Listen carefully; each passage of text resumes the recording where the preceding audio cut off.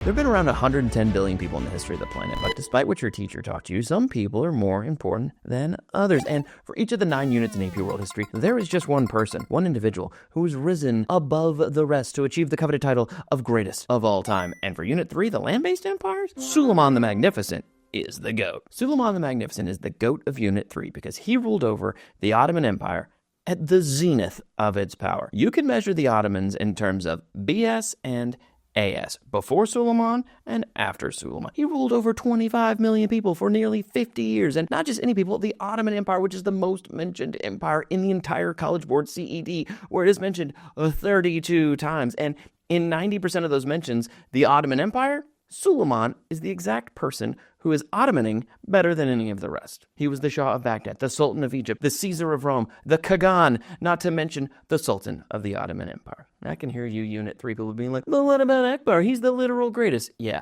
that's true. He's pretty great. But focusing in on Suleiman and the Ottomans in Unit 3 will check more boxes. If you focus on Akbar for religious tolerance, you're pretty set on old Akbar. Let me prove my point. Suleiman the Magnificent can be used to teach all of Unit 3. Don't believe me? 3.1 is all about the expansion of the land-based empires. How did they expand? Gunpowder. Tons and tons of gunpowder. Really, every empire from Unit 3 on is a gunpowder empire, but the Ottomans are perhaps the gunpowder empire. They used gunpowder to conquer Constantinople in the first place, but by 1520, they are a military machine. And who led that machine? Suleiman the Magnificent. He personally led 13 military campaigns in his career, fighting and winning against everyone from Hungary to Persia. 3.1 also gets into political and religious disputes leading to conflicts. Perhaps the greatest religious dispute in all of AP World history is the Sunni-Shia split. Suleiman and the Ottomans practiced Sunni Islam. This is the majority of the Islamic world today, and they believed the caliphs following Muhammad were rightly chosen. Suleiman's rival to the east, the Safavid Persians, practiced Shia Islam.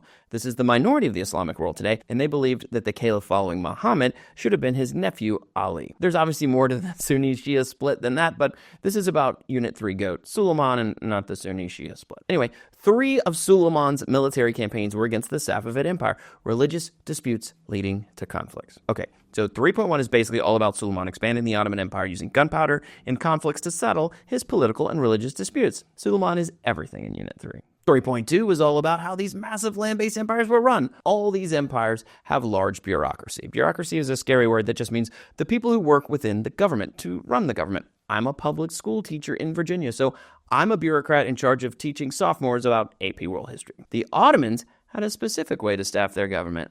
That's right, the devshirme. They took Christian children from Eastern Europe and converted them to Islam. Then they were trained to be scholars or government officials, or most notably, the military track, aka the Janissaries. The Janissaries are the guys in the gunpowder Ottoman Empire who controlled the gunpowder. Guess when the devshirme system was creating the most Janissaries in Ottoman history?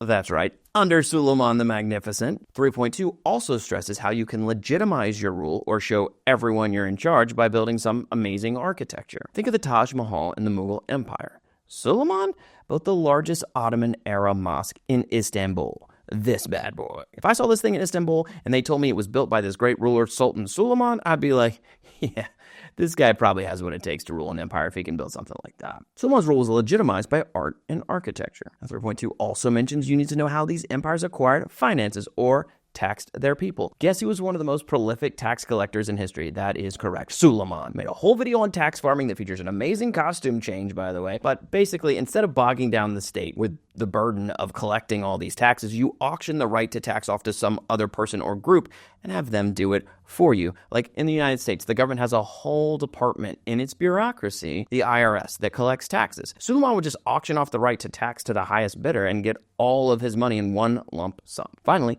the last section of Unit 3 talks about belief systems in 3.3. They specifically mention the Protestant-Catholic split. Protestants broke away from the Catholics over things like the language of the Bible and the power of the Pope. Suleiman used this divide to his advantage. Since he often fought with the Catholic powers in Central and Eastern Europe, he directly funded some of the Protestant movements to destabilize Europe. Magnificent. Oh, 3.3 also mentions the Sunni-Shia split, but you know where Suleiman stood on that one from what I said like 2 minutes ago. So if you know Suleiman and his story, you really get a feel for the strength and power of the land-based empires of Unit 3. Okay.